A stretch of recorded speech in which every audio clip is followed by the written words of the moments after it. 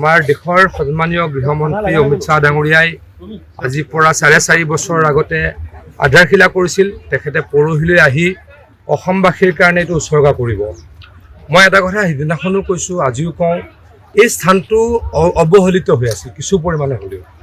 কাৰণ এই স্থানটোৰ গৰিমা, এই স্থানটোৰ গুৰুত্ব অসমৰ ৰাইজৰ কাৰণে অত্যন্ত বেছি। কাৰণ এই স্থানতেই আমাৰ গুৰুজনা, আমাৰ মহাপুৰুষ, আমাৰ ভগৱান সদৃশ শ্ৰীমন্ত শংকৰদেৱৰ জন্ম হৈছিলে। এই অনুষ্ঠানটো কিন্তু মই ৰাজনীতি কৰি কোৱা নাই, এই অঞ্চলৰ ওচৰে পাঁজৰে এই অঞ্চলৰ এজন ব্যক্তি হিচাপে কৈছোঁ। আগতে অৱহেলিত হৈ আছিল, যাক নেকি হিমন্ত বিশ্ব শৰ্মা ডাঙৰীয়াই নতুন আকাৰেৰে কৰিবলৈকে প্ৰচেষ্টা চলালে, মোৰ বোধেৰে সফলো হৈছে। কিন্তু আমাৰ আশা সুদীয়া প্ৰচেষ্টা থাকিব এই অনুষ্ঠানটোক আৰু জাকত জিলিকা কৰিবলৈ। সকলোৰে সহায় সহযোগিতা কামনা কৰিম। আমাৰ দেশৰ সন্মানীয় গৃহমন্ত্ৰী অমিত শ্বাহ ডাঙৰীয়াই আজিৰ পৰা 4.5 বছৰ আগতে আধাৰশিলা কৰিছিল। তেখেতে পৰহিলৈ আহি অসমবাসীৰ কাৰণে এইটো উৎসৰ্গা কৰিব। মই এটা কথা সিদিনাখনো কৈছোঁ, আজিও কওঁ, এই স্থানটো অৱহেলিত হৈ আছে কিছু পৰিমাণে হ'লেও।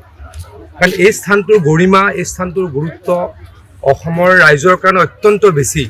কাৰণ এই স্থানতেই আমাৰ গুৰুজনা, আমাৰ মহাপুৰুষ, আমাৰ ভগৱান সদৃশ শ্ৰীমন্ত শংকৰদেৱৰ জন্ম হৈছিলে। এই অনুষ্ঠানটো কিন্তু মই ৰাজনীতি কৰি কোৱা নাই, এই অঞ্চলৰ ওচৰে পাঁজৰে এই অঞ্চলৰ এজন ব্যক্তি হিচাপে কৈছোঁ। আগতে অৱহেলিত হৈ আছিল, যাক নেকি হিমন্ত বিশ্ব শৰ্মা ডাঙৰীয়াই নতুন আকাৰেৰে কৰিবলৈকে প্ৰচেষ্টা চলালে, মোৰ বোধেৰে সফলো হৈছে। কিন্তু আমাৰ আশা সুদীয়া প্ৰচেষ্টা থাকিব এই অনুষ্ঠানটোক আৰু জাকত জিলিকা কৰিবলৈ। সকলোৰে সহায় সহযোগিতা কামনা কৰিম। যিকোনো খবৰৰ বাবে যোগাযোগ কৰক আমাৰ এই নম্বৰত 9181 307 221।